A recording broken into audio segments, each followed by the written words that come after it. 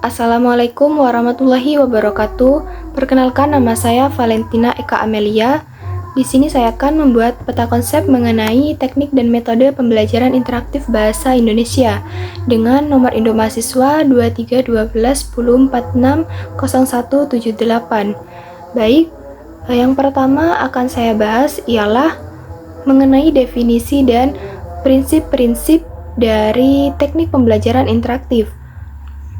Definisi pembelajaran interaktif itu memberikan siswa kesempatan untuk menanggapi gagasan, pengalaman, pandangan, dan pengetahuan dari guru atau kelompok. Prinsip pembelajaran interaktif itu berfokus pada penciptaan lingkungan belajar yang dinamis, di mana interaksi sistematis antar pendidik, peserta didik, dan materi pembelajaran. Yang pertama yaitu ada prinsip konstruktivisme. Prinsip ini menekankan bahwa siswa secara langsung membangun pengetahuan dan pemahaman baru melalui interaksi lingkungan dan pengalaman mereka. Yang kedua ada prinsip kolaborasi. Prinsip kolaborasi menekankan pentingnya kerjasama antara siswa dalam pembelajaran, entah itu kolaborasi antara siswa dengan siswa atau siswa dengan guru, yang dimana kegiatan seperti ini dapat digunakan untuk mencapai pembelajaran yang aktif. Yang ketiga ada prinsip relevansi dan konteks nyata. Prinsip ini menekankan peristiwa yang menghubungkan pembelajaran dengan kehidupan nyata yang terjadi dalam kehidupan sehari-hari. Dalam kegiatan ini, siswa dapat lebih terlibat dan termotivasi ketika mereka melihat suatu masalah yang terjadi di luaran. Maka dari itu, pembelajaran ini sering melibatkan simulasi atau proyek berbasis masalah yang terkait dengan situasi yang konteks atau nyata. Yang selanjutnya adalah teknik dalam pembelajaran interaktif. Yang pertama ada partisipasi aktif siswa. Pembelajaran tidak hanya melibatkan mendengarkan pasif saja, tetapi mendorong siswa untuk berperan aktif dalam proses melalui kegiatan yang mengharuskan mereka untuk berpikir, berbicara, dan berkolaborasi.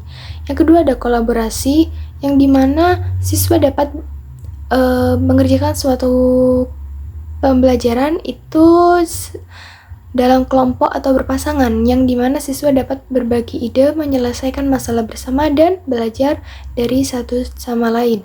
Yang ketiga ada pemecahan masalah. Siswa diberi tantangan atau masalah yang harus dipecahkan, yang memaksa mereka berpikir kritis dan mencari solusi inovatif sambil menerapkan pengetahuan yang telah mereka pelajari.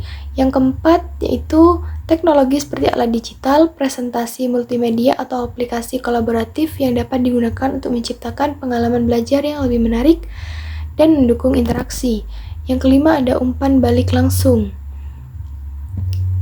Pembelajaran interaktif memberikan kesempatan bagi pengajar untuk memberikan umpan balik secara langsung, baik secara individu maupun kelompok, yang dimana akan dapat memperkuat pemahaman siswa terhadap materi. Selanjutnya adalah implementasi yang ada pada pembelajaran interaktif di dalam kelas bahasa. Media pembelajaran interaktif secara signifikan itu dapat meningkatkan kemampuan siswa dalam pembelajaran bahasa Indonesia di sekolah, terutama pada media visual yang fleksibel. Yang pertama yaitu menawarkan siswa kesempatan untuk belajar mandiri dan eksploratif. Jadi, berikanlah kesempatan pada siswa dalam pembelajaran agar mereka itu dapat belajar mandiri dan eksploratif. Nah, dalam lingkungan belajar yang interaktif, siswa memiliki kontrol yang lebih besar terhadap proses pembelajaran mereka sendiri.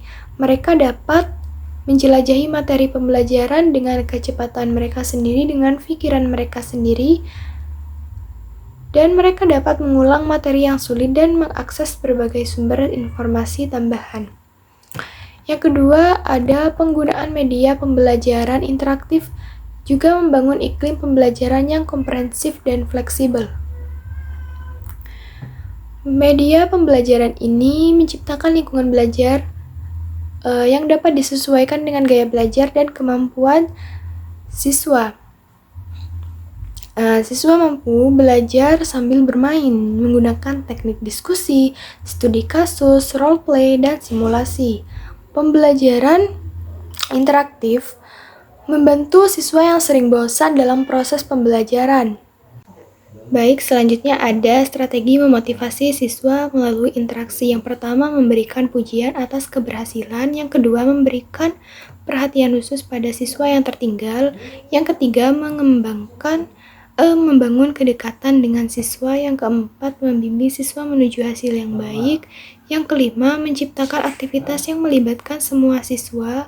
Dan mungkin itu saja dapat saya sampaikan mengenai materi tersebut. Baik, dapat disimpulkan bahwa guru itu sangat berperan penting dalam menciptakan suasana yang interaktif dan juga edukatif, yaitu interaksi antara guru dengan siswa, siswa dengan siswa, dan dengan bahan pembelajaran yang ada.